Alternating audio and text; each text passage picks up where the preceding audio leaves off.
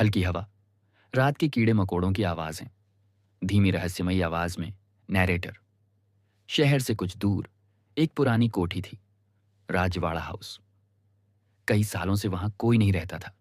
लोग कहते थे वहां आखिरी कमरे में किसी की आवाजें सुनाई देती हैं, कभी हंसी, कभी रोना, कभी किसी के कदमों की आहट। लेकिन लोगों की बातों पर कौन ध्यान देता है।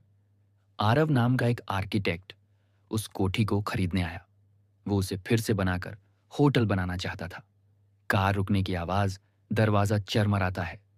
रात के करीब 9 बजे आरव कोठी पहुंचा। मोटा लकड़ी का गेट चरमराता हुआ खुला। अंदर घुप अंधेरा था।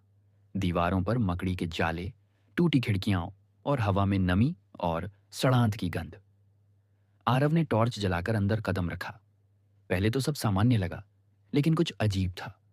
कभी किसी कोने से फुसफुसाहट सुनाई देती, कभी दीवार पर किसी के कदमों की परछाई दिखती। धीमा डरावना म्यूजिक।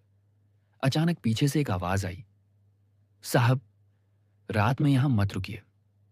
आरव पलटकर देखता है। वहां एक बुजुर्ग चौकीदार खड़ा था, चेहरा झुर्रियों से भरा, हाथ में लालटेन। वो बोला, इस कोठी का आखिरी कमरा मत खोलना। जो भी उस कमरे में गया कभी वापस नहीं आया। आरव हंस पड़ा। अरे बाबा, ये सब पुरानी कहानियां हैं। लेकिन चौकीदार के चेहरे पर जो डर था वो नकली नहीं लग रहा था। हवाओं की आवाजें, घड़ी की टिक टिक। रात के 12 बजे आरव ने नक्शा देखने के लिए ऊपर की मंजिल पर गया। सीढ़ियां चरमराईं।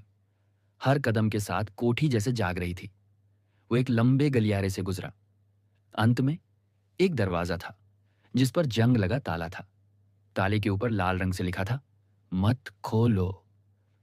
आरव रुक गया, फिर मुस्कुराया। चलो देखते हैं अंदर क्या है।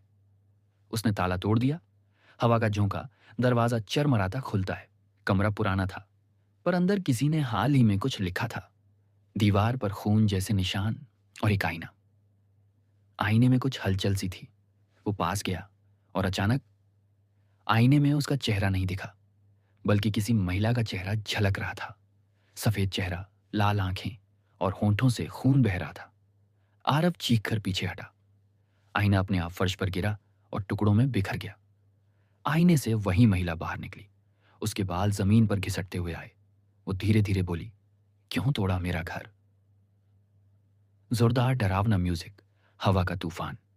कमरे की लाइट्स अपने आप झपकने लगी। आईने के टुकड़े हवा में तैरने लगे। महिला की परछाई आरव के चारों तरफ घूम रही थी। आरव भागने की कोशिश करता है, पर दरवाजा अपने आप बंद हो जाता है। अब कमरे में सिर्फ उसकी चीखें गूंजती हैं। बाहर चौकीदार दौड़कर आता है, पर दरवाजा खोलते ही अंदर कोई नहीं होता। सिर्फ आईने के टुकड़े और दीवार पर खून से लिखा होता है, अब वो भी मेरे साथ है।